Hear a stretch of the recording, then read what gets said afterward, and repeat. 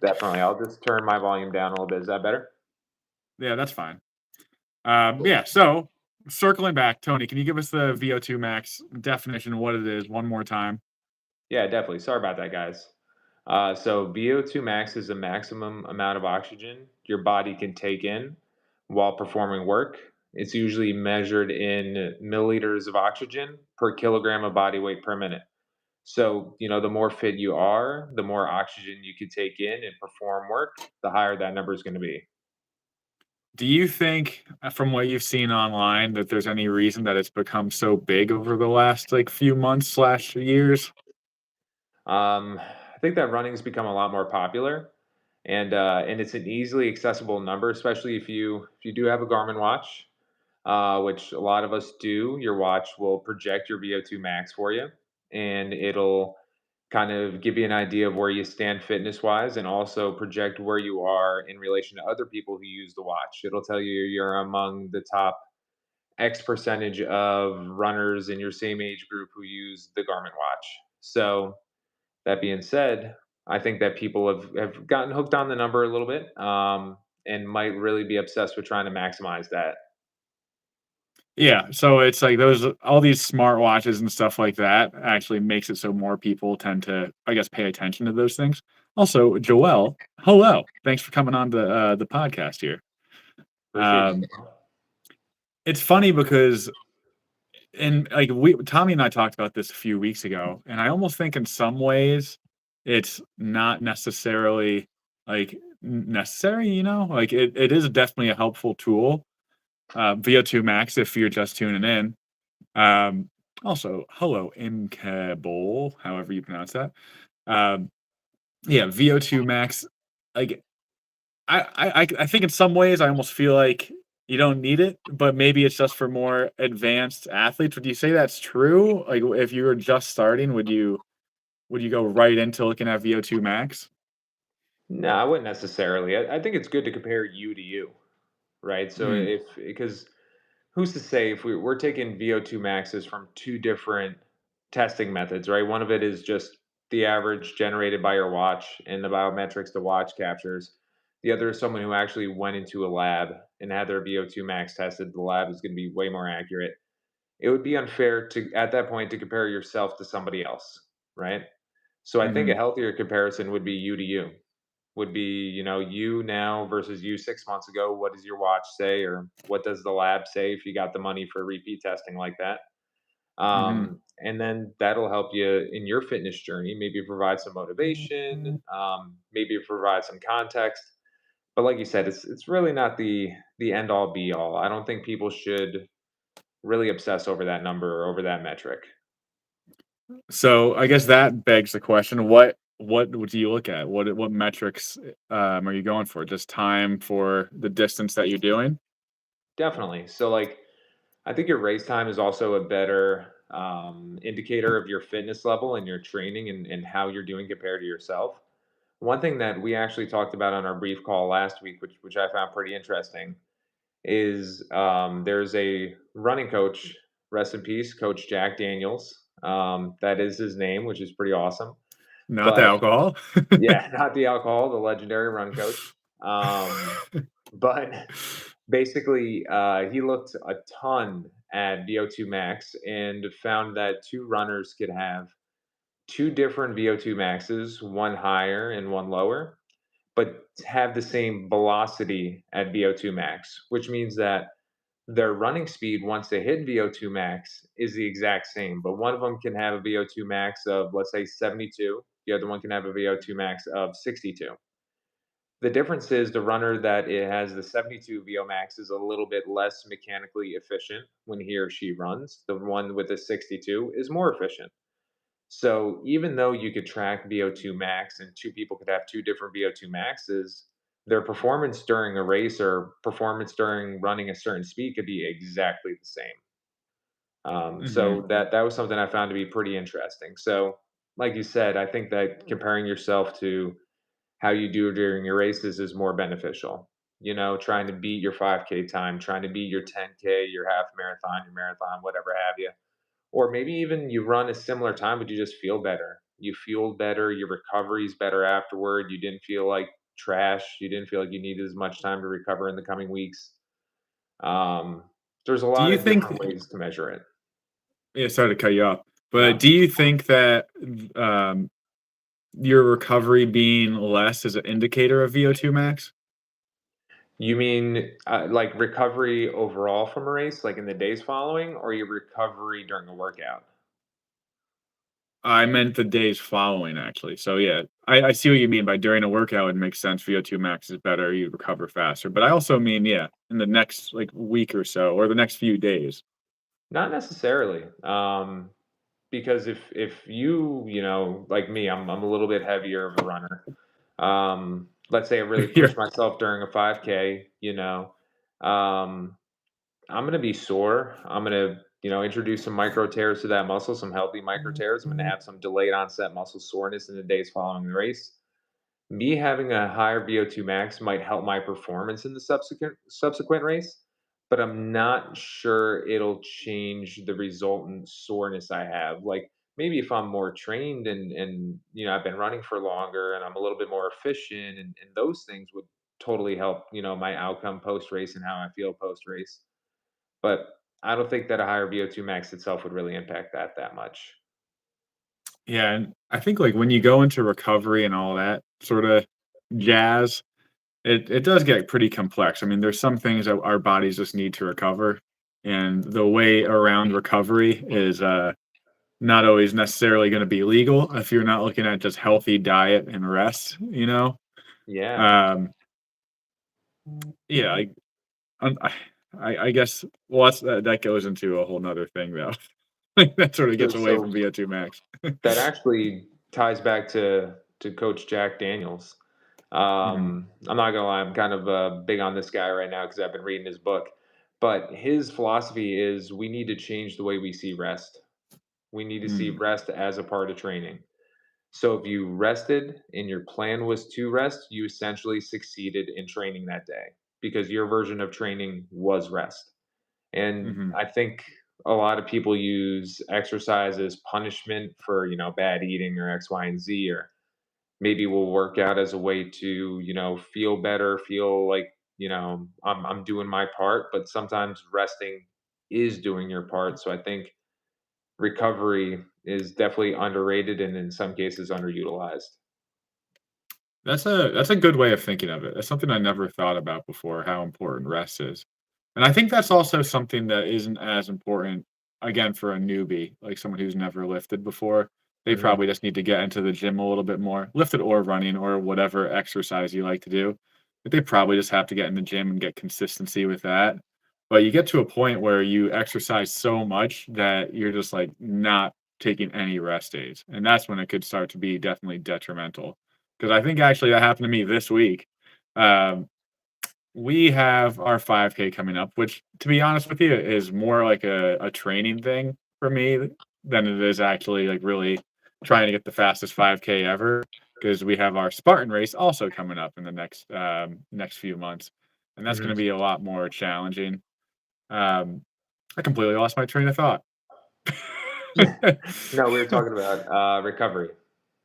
Oh, yeah. So this week, over the weekend, I went mountain biking with my buddy Gary for 2 days. Um, I did a few runs. I did a 6-mile run on Tuesday, and Nice. then yesterday I was like, I need to do a little bit more exercise, and I started my workout, and I was like, my body feels terrible, and it it really was terrible. It was not very efficient. I did a little warm up on the bike, and then I did a few other like gym lifting exercises, and the whole time I felt terrible. And then today, I had a little extra time because, all my patients canceled, it happens sometimes.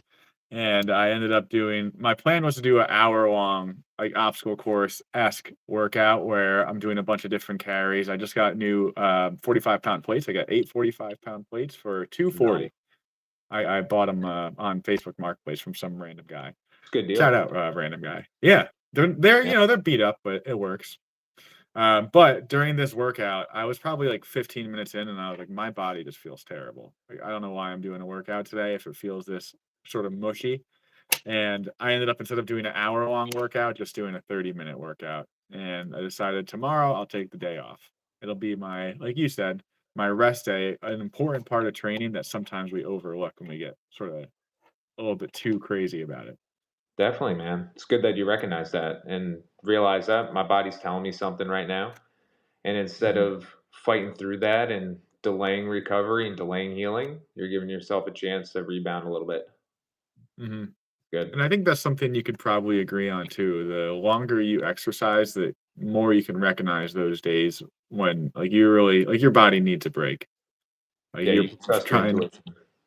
Yeah. You're trying to push yourself, and it's really going in the wrong direction instead of the right direction. Hmm. That could be a slippery slope too. Yeah. Um, have you had any, I guess, bigger injuries recently or over the last few years? I think we talked about it on our first podcast, but just a recap for anybody who hasn't, I guess, seen the first one. Um, Not luckily in the past year, knock on wood, things have been going pretty good. Mhm. I fell while trail running. That was the biggest injury. I was trail running, and I was really paying attention during the technical parts of the trail and like really doing my job. And then I was in an easy part and I was spacing out and I was just like, oh, this is a good song. And then just caught my foot on a rock and just like completely scraped up my right leg. Luckily avoided any like real injuries that would affect life or anything, but just a reminder, pay attention at all times. If you're on those trails, don't get lazy. But I think besides that, been pretty lucky, I gotta say. I think the longer you run, the more likely there is to be a fall during a run. Totally. And I was overdue during trail running. Like I had gotten lucky. I'd gotten definitely tripped a few times on some more technical parts of runs and like caught my balance or like just barely caught my footing. And then this time it's just like taking it for granted, being like, I'm good. And then just, yeah, it could have been worse, but thank God it wasn't. Yeah, the one fall I had was for the Spartan race last year before I hurt my back. Um, it was probably like 10:30 at night. It was like a 2-mile run. Of course, I didn't have any light or anything like that, and I decided to look at my phone to see how far I was going, but I didn't have it open. So I had to, unlock the phone during like mid-run, and I didn't see like the sidewalk had like a huge lip and just tripped right on it, landed right on like both of my hands, and my both palms were just scraped up and like probably like here down, like on both hands for the next like 2 weeks was just shredded to bits. As a physical So therapist, that's not a fun injury to have. yeah, well, Oof. I guess for me being geriatrics, I could get around it a little bit easier, like I Oh, could. but those transfers probably hurt, man. Probably hurt when you're helping people move. Yeah. Yeah, I'm Yeah, like, yeah, it's got to there's hurt a no way little. around it. Yeah, Yeah, but but, you do what you gotta do when it comes down to it. I don't think I could, like, call off work because I have, wounds on my hands. yeah, I'd be like, I'll just wrap this up. We'll keep going. Yeah, it was like a 2 or 3 Band-Aid thing too, because like, you're using your hands so much, it's impossible to not, like, I guess, sweat and wear down on those Band-Aids. Yeah, So, it was a wonky thing. But we made it through. So, if you're watching and you don't pay attention when you're running, make sure you start paying attention, like Tony said earlier. yeah. Footing, don't take it for granted. Mhm. Now, you do have a marathon coming up. I How's it do. going? How's the training? Pretty good. Pretty good. We're in the phase where we're tapering. Marathons in 10 days running at Jersey City. Mhm, So mhm. right now, just reducing mileage. Here's the part where you have to make sure you don't do too much and you do allow your body to recover. And you're going to start to feel eager because the weeks feel too easy compared to what you have been doing. It feels like you're getting lazy in a way, which is a little unsettling because you're cutting back on your mileage. But you just got to remind yourself, hey, this is a part of the plan. Let your body recover. Let yourself get into peak shape through some rest, and then pretty much prime yourself for the race that way. If we have any runners in the chat right now, put in a question if you have any questions about running. We have Dr. Tony here. He's a very smart guy. But yeah, what you were just saying, Just makes me think about what we were saying before about rest. Like, you need to let your body rest. You need that tapering period to get your body in the optimal position to do the best you possibly can in that marathon.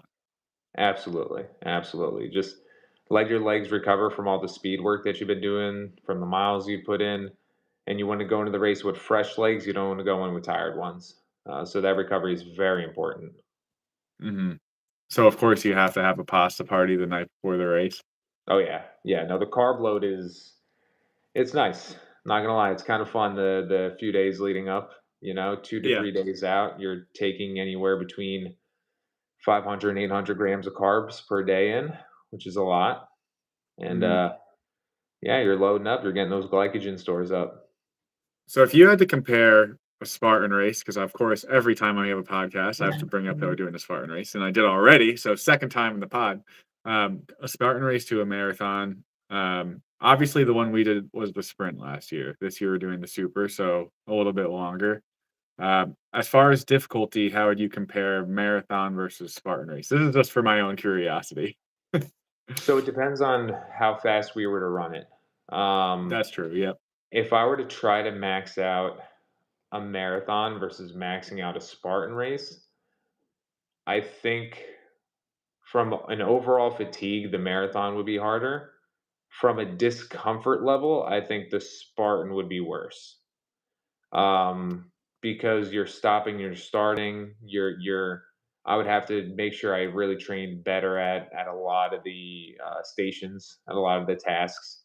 I'd have to get Mhm, better at the rope climb. I was not good at that last year. Tore up my hands a little bit. mhm. I would have to get better at pacing myself at the hills because the hill in the beginning is brutal. Um, Oh, yeah. yeah, that the hill is brutal, and even something as simple as when we have to wade into the water, come out of the water. Let's say we were really pushing for time. You're going to be running fast on wet shoes and wet socks. Your feet are going to blister. That's not going to be comfortable. So Mhm, like from an overall comfort perspective, Spartan is more uncomfortable to push the envelope with. I would say that the marathon is more fatiguing and mentally challenging because I felt like no matter what time I got in the Spartan, I would have enjoyed it and I would have had fun with it. With the marathon, I'm harder on myself. I'm like, I trained for the past 4 months. I have to beat my last time. Like this is the goal I have in mind, and I feel like it's more.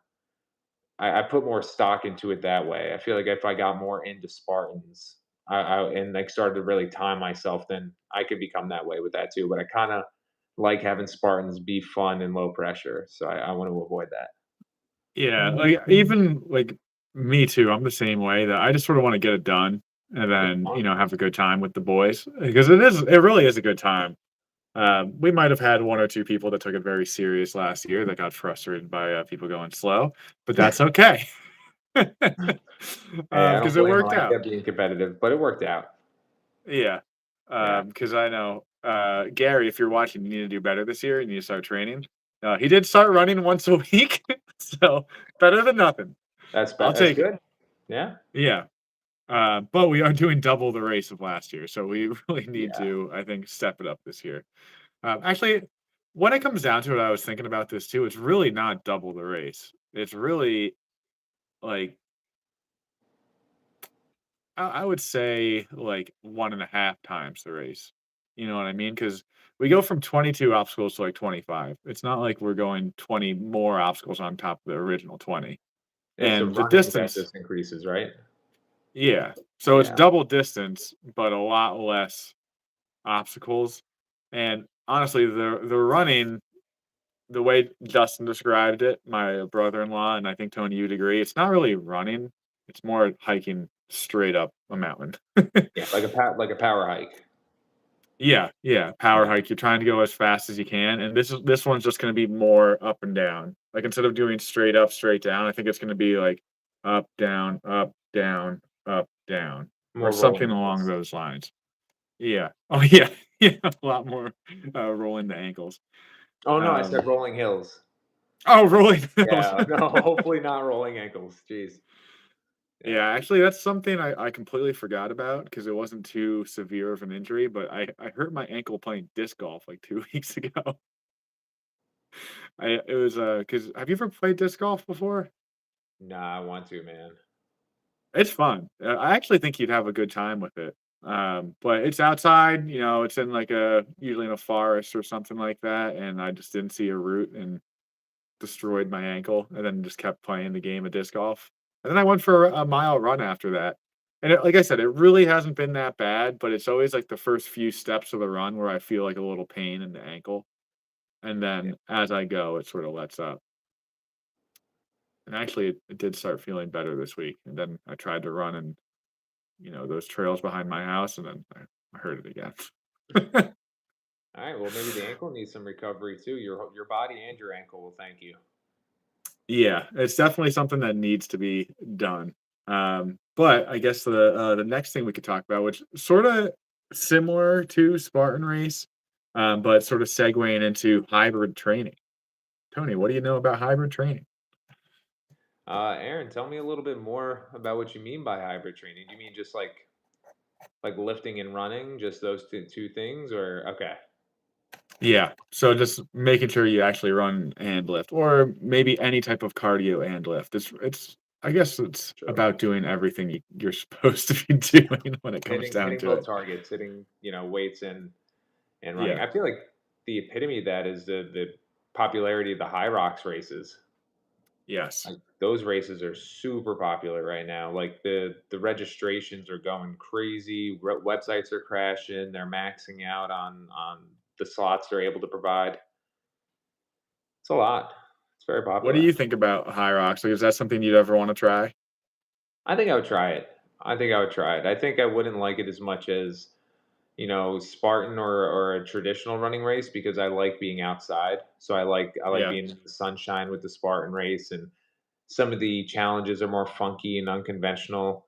High Rocks is a little bit more regulated with a 1 kilometer run between all the stations, certain amount of repetitions accounted for, standardized events, standardized weights. There's judges there, so it's a little bit more intense in your execution of those movements and of those tasks. I think I would enjoy trying it out and testing it out, but I feel like I would enjoy that as a workout. I wouldn't necessarily be motivated to improve my time on that. I'd be like, I'll improve my lifts and I'll improve my runs separate and just keep track of both. I mean, how do you feel about it? Did I tell you about the competition I did last year? You and Justin did one, right? Yeah, Justin and I did. I call it like a mini high rocks, where it was 200 meters in between each exercise and 8 different exercises. We did okay. I definitely did worse than Justin. I don't think I prepared properly for the running part of it. Meaning I just wasn't used to running fast. So when we got to the running part, my brother-in-law was just like going real quick in that 200 meters. And I was like, wasn't that I wasn't trying. I was just completely deconditioned to running fast. So that like completely burnt me out for the rest of it. Like I did okay on the different obstacles, but it just wasn't amazing. Justin definitely did better. Also does just a lot of endurance stuff. Like he goes to a boxing gym and that's pretty much his exercise all the time. So he does a lot of that cardio type of stuff. It was fun, but it was also I wasn't like, "Oh, I need to go do this again every single year." It's like if Very. someone was interesting, like if you were like, "Oh, do you wanna go do a duo with me?" I'd probably be like, "Yeah, I could probably do it again." But yeah, it definitely wasn't like a Spartan race that I'm like, "Okay, I like doing this." So I would probably do 2 or 3 Spartan races a year if I, had people that would do 2 or 3 Spartan races a year with me. Like, I don't think I would do a Spartan race by myself, and I also don't think I would do, like, a High Rocks by myself either. I think it's just more fun with a buddy. I think I agree with you there. Those feel like group events more so. Yeah, Whereas I have signed up for half marathons by myself and just ran by myself before, and like that feels fine to me. I wouldn't like doing those other races alone. I like having a group with me. And also going back to the one you competed in, that's intense, man. Like 200 meters, that's a sprint. So yeah, like the High Rocks, the 1K runs in between, which is 1,000 meters. At least you get like a little jog going. But in this, everyone was probably like redlining it, sprinting, and to go yeah, from doing a mixture of jogging and lifting like you do to suddenly it's like, oh, how about you max out your sprint for 200 meters? That's heck of a Yeah. change of pace. Yeah, and at that time, the only way I could practice running really was in my basement, which is it's a big basement, but it's not that big. So Not it'd pretty 200 much just meters. be yeah, it'd just be laps Yeah. back and forth until I got to what was 200 meters, but I really can't get a stride going in my basement when it comes down No. to it. No, you're not gonna reach Yeah, top speed. yeah. So I was completely not used to running fast, and it was a disaster. But I think now I'm getting a little bit better at running quicker. And Tony, this goes right back to our running. How would you recommend improving running speed for distance and for shorter distances? Ooh, good question. There's so many ways to do it. You could do there's interval training and repetition training. So like interval training would be I describe it as exposing yourself to moderate efforts for longer durations. So let's say you were going for a 3 mile run, right? And you wanted to get your running speed up. Maybe you design it to where you would have a half mile warm up and then you would do intervals of running 800 meters a little bit faster than your typical mile time cut in half or your best mile time cut in half. Do a 2 minute floating pace in between where you're jogging and recovering. Repeat that 2 to 3 times and then finish with a half mile cool down. You would get some interval training in, right? So that is like exposing yourself to a little bit longer duration, longer distance, put it within the framework of a distance workout. And then you have your repetition training, which I would define as like repeats on the track. You're repeating 200s, you're repeating 400s. You have a set pace.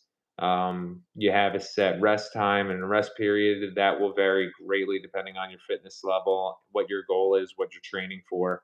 But all those will get you faster. They'll get your legs used to moving more quickly, generating power. Your running economy will get better. Just exposure over time and pretty much habituating yourself to that speed.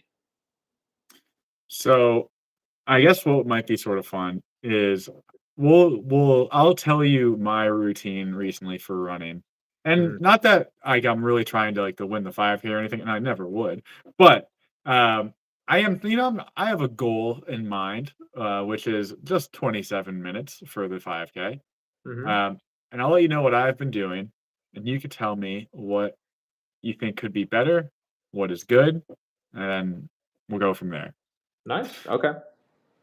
So I've been trying to run 3 days a week, and this is Mhm. where the Spartan race training sort of gets in the way. But day one is a long run. So because we're doing that race, it's been longer than a 5K. So I've on Tuesday, like I said earlier, I did 6 miles.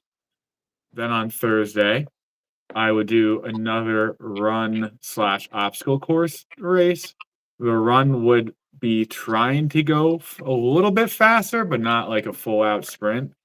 So I would probably run around 2 or 3 miles then too with the obstacle course stuff. So I would do pull ups, I would do different types of carries, and then I'd probably either do Saturday or Sunday a mile as pretty much as fast as I can. I would say like a RPE of like a 7 to 6 to 8, I would probably say. And then the other days I would probably be lifting or maybe taking the day off if I can make my brain do it. Okay. And then during your day two, during those faster 2 to 3 miles, um, how long are you running between stations? It depends. So like today I ran a little shorter because like I mentioned earlier, my body wasn't feeling well. So Mhm. today was probably around uh point 0.2 of a mile, for lack of a better term. Yeah, so like two Um, tenths of a mile, pretty much. 0.2 of a mile, yeah. There have been Okay. days where I've been feeling a little better and I'd be do like a half a mile. Um, it varies. To be honest, it's not consistent. There's also been a day where I did like a mile run, did a few exercises, did a half a mile, did a few exercises. Like it's not really a consistent number of miles each time. So it Okay. varies, I guess I would say. So this is an interesting way of training. I think that we could like come up with something good here. So what I would pretty much the way I would categorize your training days is like your day one, that long run, keep it a long run, keep it at an easy pace, right? Easy Mhm, pace, I would say, is conversational. You don't feel like you're maxing out. You're going slower than you would aim for your 5K. mhm, You're going, depending on resource you look at, maybe 50 to 60% of your heart rate, maybe up to 65 of your max heart rate. So that's your easy day. Day two, you could treat that as an interval or repetition day.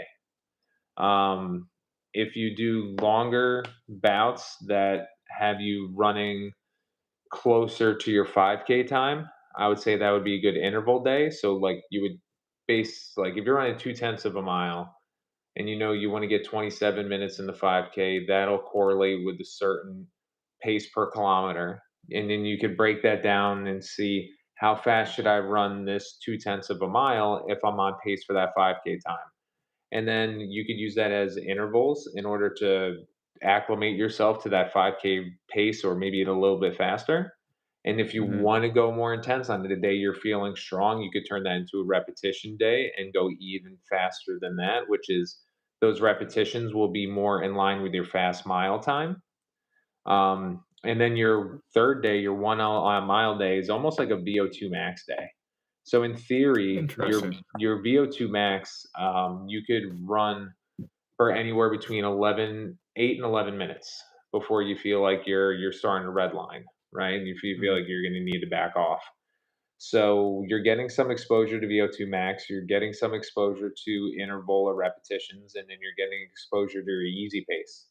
So as long as on that second day, you're being mindful with how you're choosing to do those intervals, pretty solid plan. Like you said, it's a goal which isn't super intense. It's a goal where like you have it in mind, but your real goal is cross training and getting in shape for the Spartan.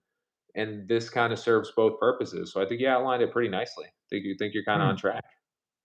It is something to think about though, like how I guess just being mindful of the intervals you're doing or the pace that you're doing each interval. Because like today, I really didn't think about the pace. Well, I shouldn't say I didn't, but I wasn't running fast because like I said, I was just so tired for whatever reason. Mhm. And I wasn't like, oh man, this is a disaster. I was like, oh, whatever.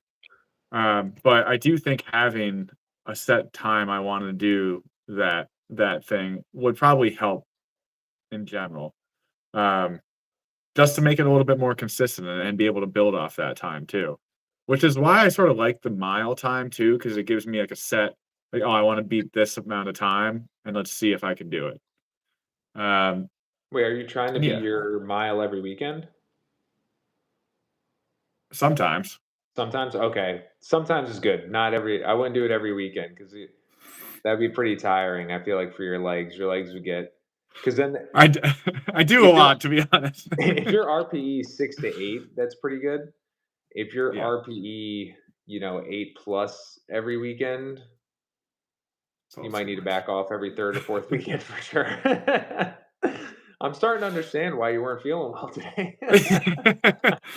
Well, like, the truth is, like I said, I did that 6-mile run this week on Tuesday, and I did it in an hour. It might have been a little less than 6 miles because there was this weird thing on my app that was like this, and then it went back to normal path. Do you know what I Mhm. mean by that? Because I was doing the trail running to start, so it might have added more distance than I actually did, but I don't think I was very far off from 6 miles. It had to be, like, right there. Um and I did it in less than an hour, which to me, I felt pretty good that I was able to maintain that pace the whole time. And I actually, by the Wow. end, I wasn't like wiped out. I was like, oh, I actually feel like I'm, going at a pretty good clip. Like I was able to maintain a somewhat decent for me running time. Um, but yeah, that idea of not doing a super fast mile every week is probably something I should do this week. Or if, like you said, if you say run it towards the RPE 6, try to, or maybe change your goal for the mile. So like one thing that you hear people talk about is running cadence, right? That's a metric that your watch will give you, or sometimes your sometimes your phone will give you. Do you have any idea, like, how many steps you take per minute on average? Do you I do have that not. metric on anything or not really? I don't think so. I'd have to check, my watch and see if it has anything like that, but I'm pretty sure it doesn't I mean, I have steps that I take, so I could Mhm. technically just do the calculation for an entire run, but I don't think it has anything in particular that I've seen. Definitely doesn't on Strava. Well, that's the app that I use for running. Um, Strava sometimes will have running cadence on there, I thought. Or maybe it just doesn't pick up that metric for your watch, I guess, I don't know. it could be that I just don't pay for the pro version True, because the true. pro version does seem a lot better, but who actually wants to pay? I wouldn't. Yeah, Yeah. and there's so many different apps out there that I just haven't tried. I've just used that one for a long time, so I just stick with it. And I do Mhm. like how it has biking on there too. Not that I bike that often, but it's just nice to, have it on just in case I do something like that mountain biking with Gary a few weekends ago. But yeah, that's an interesting thought. I have thought about getting a new watch too. Not that there's anything wrong with mine. I have a Samsung Galaxy watch, Mhm. um, which is correct. It is destroyed, and I got it for free with my phone.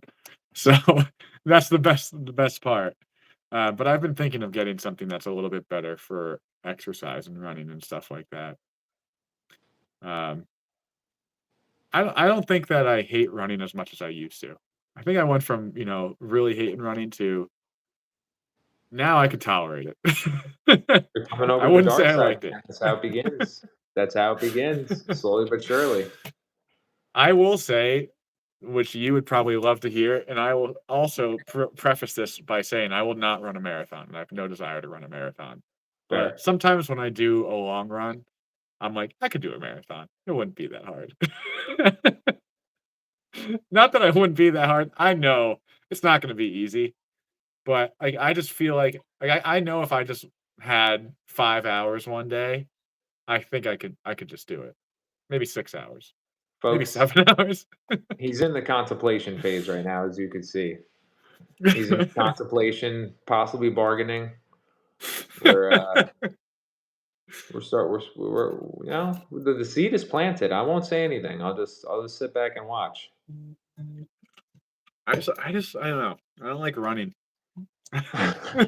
Says the man who ran 6 miles.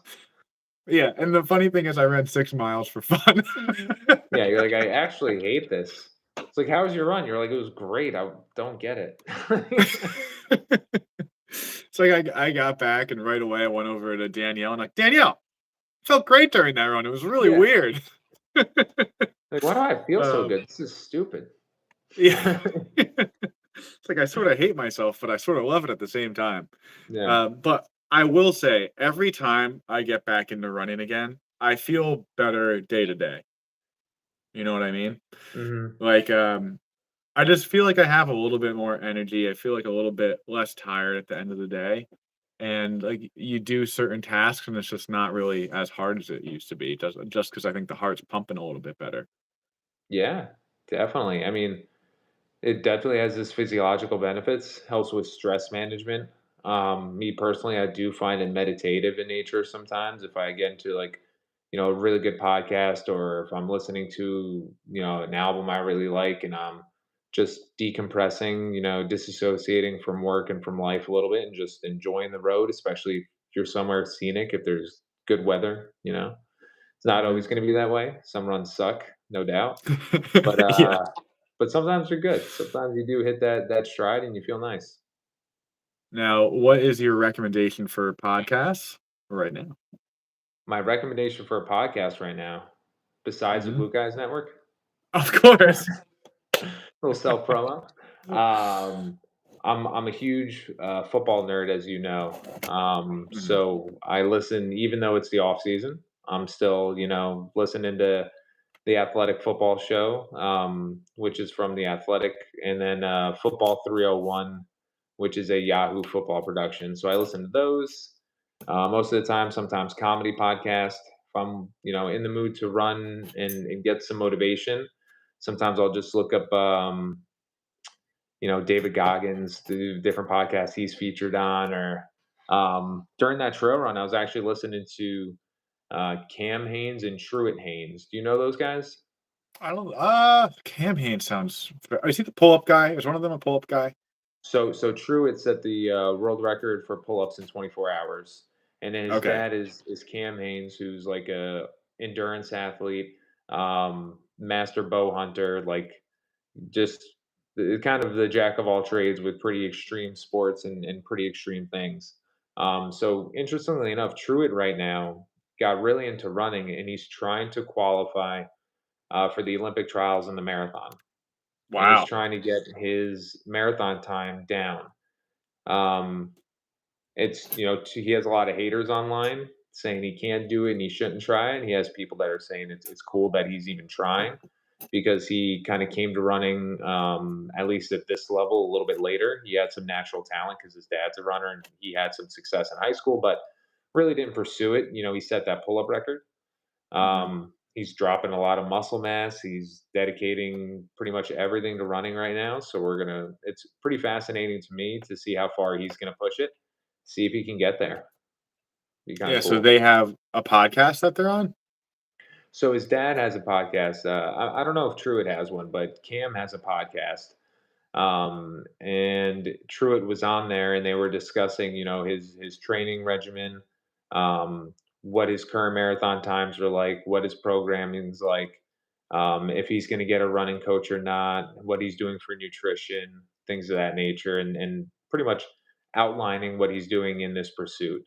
And it was cool Mhm. to just listen to, how he approaches it, his philosophy, his approach to people who are doubting him. It was an entertaining podcast during that run for sure. Yeah. I'm a audiobook guy, and I have one book that I've been listening for the last, like, 2 years because I only get 10 hours a month for Spotify, and it's like a well, it's not one book. I've been listening to a series of books. Do you like sci-fi at all? Somewhat. I mean, I like sci-fi movies a lot. I haven't really read a sci-fi book in forever. So, it's a funny story because I mentioned this to my buddy Matt Blues, and he said that they actually him and a few of my other friends tried reading this book, and they were like, "Oh, it's like a middle school level book, so we don't wanna read it." And I was like, "I don't care." It's like, I thought it was an interesting story. So, the book or the series I've been reading is called the Red Rising series, and I would definitely recommend it. I think it's a lot of fun. Red Rising. I'll take that down. How would you like? I feel like I sometimes have trouble following stories. Like I listened to an audiobook while running last year, and then sometimes my mind wanders, and I'm like, wait, hold up, and I had to like back up. Do you catch yourself doing that too, I think it depends on how or you're pretty interesting locked in? it is. Yeah, like, that I only listen to it if I know I'm in the mood to listen to it. That's also part of the reason why it takes me so long to get through all the books.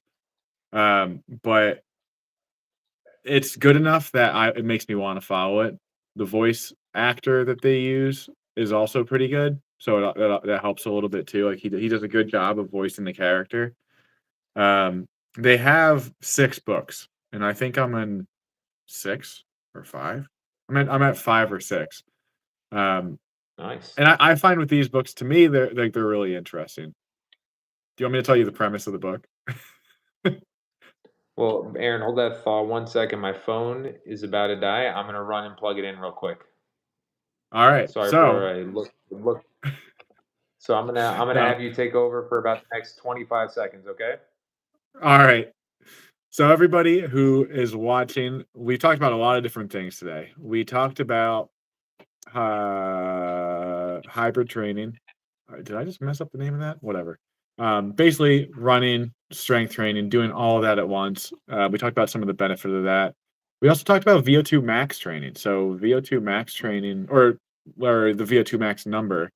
Um, VO2 max is something that can be beneficial, especially if you're trying to figure things out, but you don't necessarily have to use it either, especially if you're a newbie. It's something that could be a little bit confusing if you're a newbie, even though it is not the most complex thing ever. You like my, tangent there? Hey, it worked. You kept us going there. Sorry about that. I I was bumbling. I'll be honest. I was like, what am I going to talk about here? But yeah, back to our conversation before that. Do you want me to give you a preface or a preface of what the book is about so you have an I idea? want you to sell me on it. You gotta sell me on it. Like, So it's what draws you into the series? the thing that's fun about it is that they do a very good job of building a world. It's not perfect, but they do a good job. It's basically set 1,000 years in the future, and instead of having just normal everyday people, there's a different color system. The color system isn't like color of your skin, although you do look like your color. Um, Basically, gold is the highest. They are the pinnacle of humanity. Red is the lowest. They are sort of the dirt of humanity, for lack of a better term. And the gold um, are super smart, super strong, super fast. Oh, hey, Nugmug, I haven't seen you in a while. I do remember you. Uh, uh, they are in charge of everything. They control all the different factions and things like that. Um, and basically, the whole thing is about the Reds, who are basically the slaves of society, trying to become not the slaves of society. And in particular, it focuses on one character who um, is a Red, and he goes through this process called carving, which is basically you change a person's DNA to make them into something else. So they make him into a gold, and he basically has to infiltrate gold society and you know do his thing. I All right, don't know if that is sounds a pretty selling good though. point enough. I did not tell a lot, but it's a very gory, I will say. There's a lot of death, but I do think it's a I think it's pretty good. And if you do listen to Yeah, it, you have to let me know what you sounds think. sounds like it'd be pretty intense. Yeah. Do you find yourself Um, if like one of your favorite characters gets, hurt or clipped in the middle of your run, you're like, uh, no, not him. there if you I don't know if you'll ever get to this point in the series, but there is one character in particular that dies that I was like, "No, I can't believe it. I love that guy." just stopped, just stop in your tracks. You're like, I can't believe this right now. Like, Yeah, it was literally, like, bad yeah. enough that I was like, I need to stop listening for a while because he was, like, one of my Oh favorite characters, man. and they killed him off. And, like, All he's right. Well, I that think he's sounds suppo like, they build him up so much that, like, I don't want you to know who it they basically build him up so that you're like, "Oh, he's gonna have a future, and it's gonna be, like, very promising," and then done. He's dead. And you're like, "What? as an He author, can't not die." afraid to take risks. Yeah. Yeah, yeah. It was a rough one, but, I'm still in it, and that was a few books ago, so I think it's a Nice. They got well you back. worth the read. Yeah, Yeah. it engrossed me. Um, I will say the only negative, which is probably the 4th or 5th book in, which actually first I thought was weird, but then I liked it, but then they took it away from me, and now I don't like it.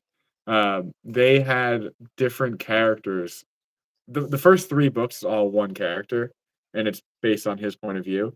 The 4th book and on is 3 or 4 characters, and they go through their points of view. And for I think 4 and 5, they had different voice actors for each one, and then in 6, they have 1 voice actor for all of them. And I was like, I wanted to keep the 4 different voice actors for the 2 books because it just Oh, so the last book you lost your voice actors. yeah, so now it's the original guy again, who's still good, but it's like, that sort of stinks. Yeah.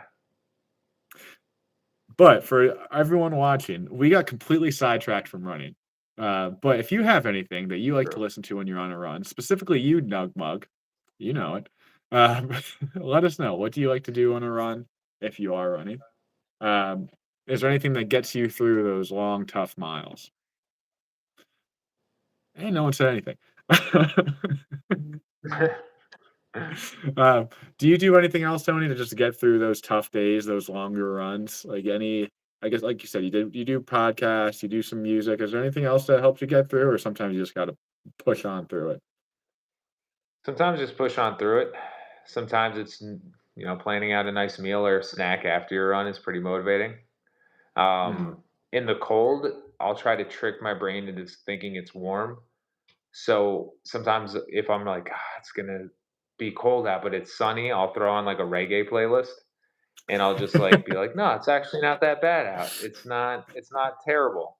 And like meanwhile, I have like a face covering and I have the gloves on and everything, and I'm like freezing and just try to trick your brain into having a good time.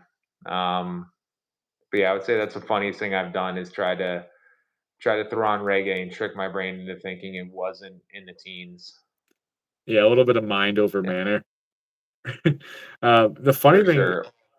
about that is actually earlier this week, there was like a freeze warning. It got super cold. Yeah. No worries, Nightbug, you're fine. Um, I went out for a run and I had, like a beanie on, and I had long sleeves and everything, but I wore shorts and I didn't feel that cold. But after I was like halfway through my run, I looked down at my legs and they were just beet red. Like, I was like, oh, Yeah. maybe it was a little too cold to be wearing shorts right now, which I felt Yeah. fine. But Freeze warning shorts. But you made it.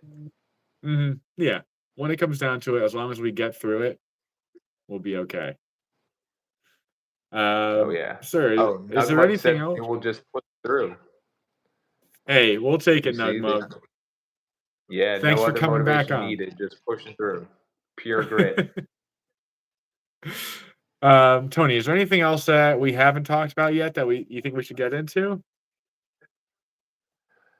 Um, Regarding running, not particularly, just I kind of like that it's getting popular and I kind of like that it's catching fire, and I hope people, get into it if they enjoy it, and I hope it brings people together. Hmm. Yeah, I think that's the nice thing. We got to shout out, of course, our buddy Asante with the FRVD 100%. Run Club. Um, he formed a run club with his buddy. I'm blanking on his buddy's name. But they've Freddie gotten bigger and Martinez. bigger. Yeah, Freddie Martinez, perfect. They've gotten bigger and bigger, and I think a lot of people have sort of followed that same suit where they're building run clubs, building a community, getting a lot of people around, and it's nice to see. It's anything that gets people involved is always nice to see with fitness. Nugmug, we are not doing a stream about you. I don't know anything about you aside from the fact that you have a cat. what, Yeah, we got what's to going get to on know here? you. Yeah. You gotta tell us about Yeah. your fitness, Like, if there's anything, having to do with fitness, exercise, that you think is interesting, hey, maybe one day, maybe we'll have you on. You never Yeah. know. We like to have people But on here. Aaron, anything Yeah. you wanted to cover that we haven't hit yet? The only thing I was thinking of was that I forgot it's escaping me, that device that helps you run faster, longer. Let The me see if I can Hypershell? Hypershell, yes. So, anybody watching, have Yeah. you heard about the Hypershell? And Tony, have you heard about the Hypershell? I really hadn't before you brought it up. And I looked into it a little bit. Interesting device. Honestly, I feel like we could spend another hour talking about this and all the implications. But what are your opinions on it? Do you have any reservations? Or are you excited about the device? Like, what are your thoughts? Um, I think of it almost like a back brace, but an assisted back brace, you know what I mean? Where, like, it gives you a little bit more, oomph, and it lets you move a little bit easier. But how often do we really want people not to use their muscles and rely on something else when it comes down to it? Like, yeah, it's fun. It Yeah, can maybe make you move faster, but let's say I want to give it to an older adult, one of my patients who's having trouble. Do I really want to have a person rely solely on this to get them moving? Probably not. I want them to rely on their own muscles and strengthen their own muscles. However, if someone's so weak that they can't go, I might be happy with using that to get them over the hump and maybe have them use it for a few minutes slash few hours, or if they're going out into the community, make them wear the hypershell. Yeah. Yeah, I would say, like, maybe using it to prolong someone's tolerance for ambulation. Like, let's say you have an older patient who's like, Aaron, I have my grandkids' high school graduation, and I wanted to be able to walk to the auditorium, but I'm not sure I can make it that far. Like situations like that, I could totally see its application. Totally see like people being like, all right, yeah, let's use this device. Let's improve your walking tolerance. Let's get you moving further. So I think it has better applications for helping people who can't move themselves as opposed to enhancing athletic performance. Hmm. Yeah. So to Um, recap for Nugmug here, because he he actually missed what the hypershell is. The hypershell is a device that you wear basically around your waist and onto your thighs, and it actually helps move your legs. So whenever you're exercising, it can help you take bigger steps or not bigger steps, but take easier steps, I guess it would say. So it's like a little assist. So Tony, like you were saying, it can help enhance athletic performance. Do you think so there's like any? What are you gonna say? I was gonna say, um, I was curious of what your thoughts are if older adults use it, like if your patient population were to use it, how well can they control it?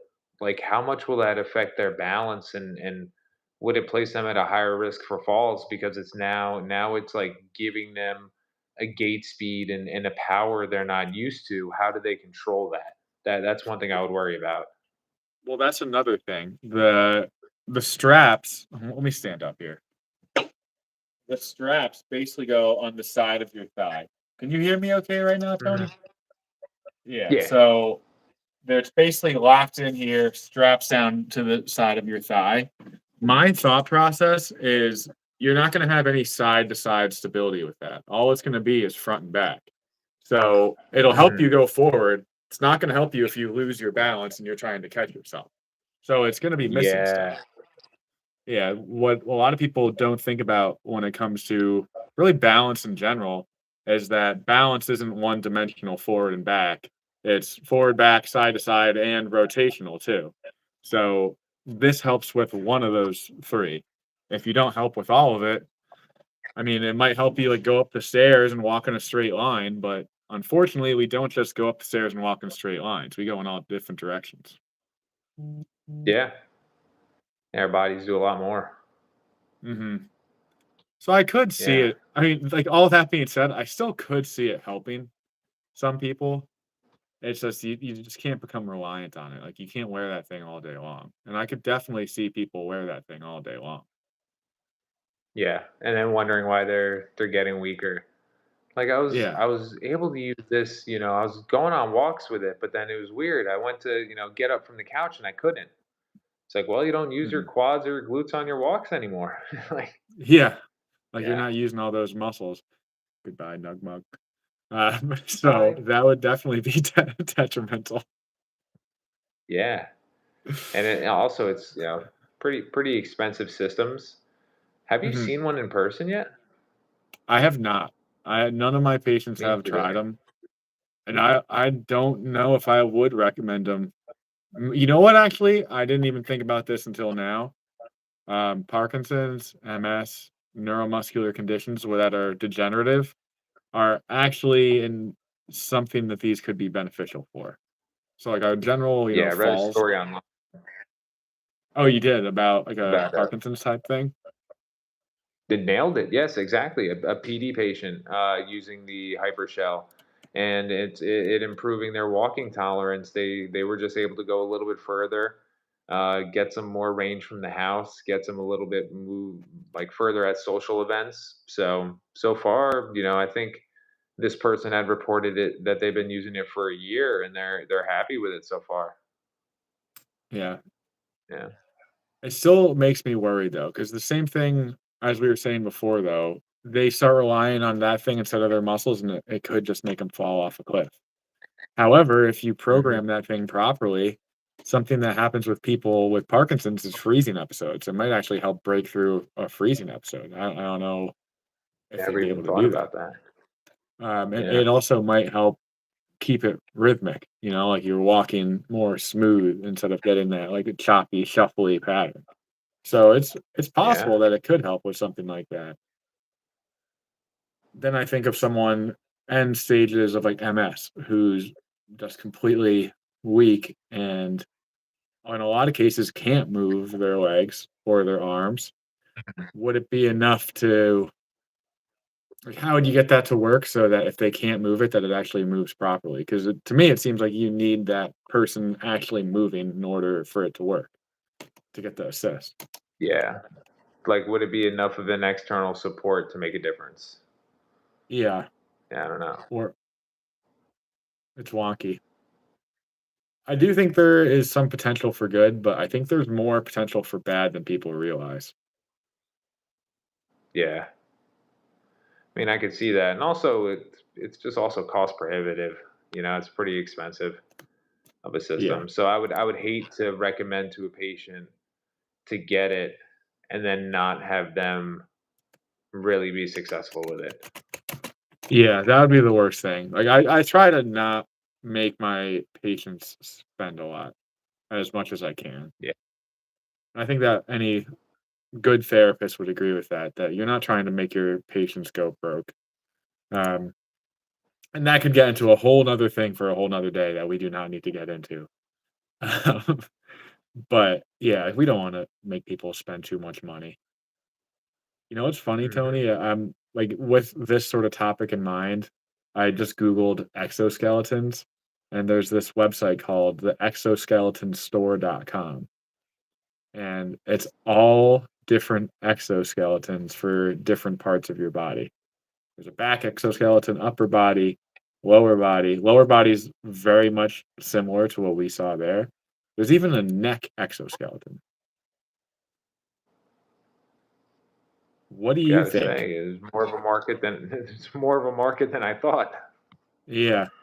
What Yeah. do you think of neck exoskeletons?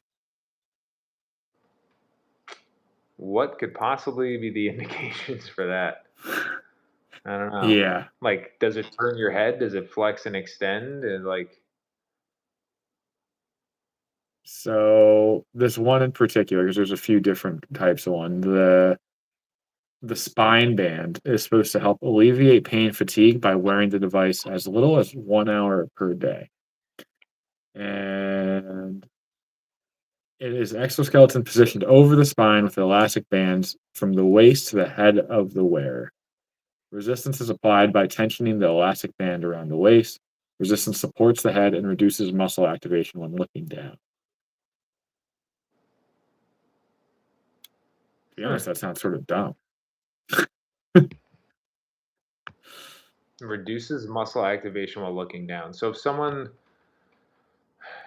I wonder if there's any indications of that for someone who has a sedentary job, who has, you know, a forward head posture and overactivity of lower cervical flexors, upper cervical extensors.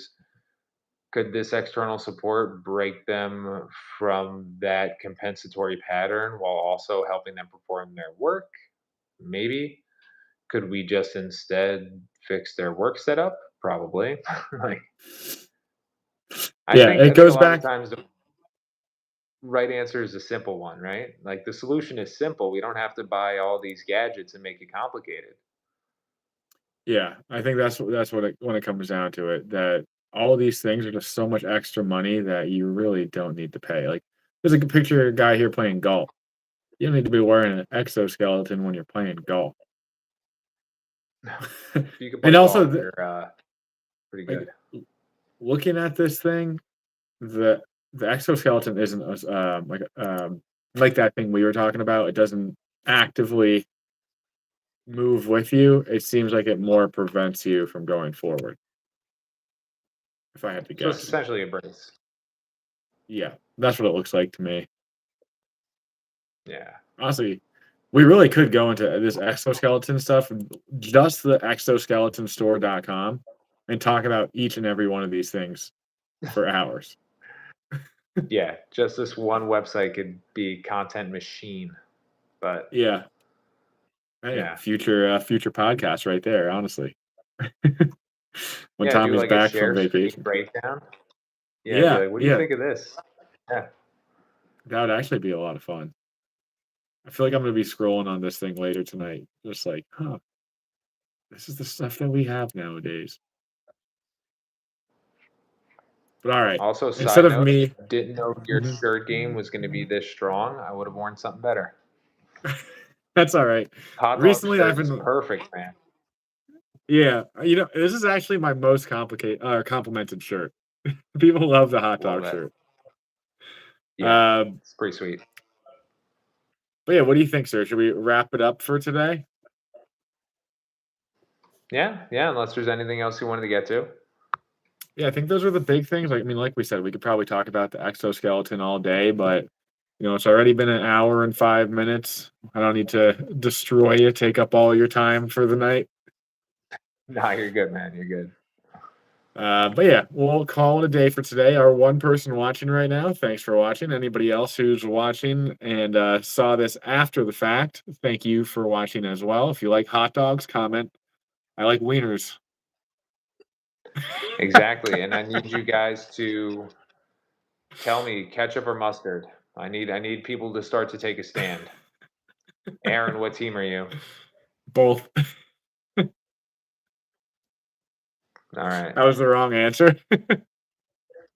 No, it just you're pandering to both crowds right now, man. You gotta take a stand. I'm a I staunch, mustard guy. I do both. If I had to pick one over the other, I'd definitely do mustard. Fair. I am I'm not a big ketchup guy, and as I get older, I get less and less of a ketchup guy. Sign of maturity. All right, with that, everybody, have a nice rest of your night, and we will talk to you soon. If I could ever figure out Thanks how for to having me turn on, this thing man. off. Oh, thanks for coming on. Oh, yeah. Oh, I should have said thanks, Tony, for coming on the podcast. And with that, we're No done for the doubt. night.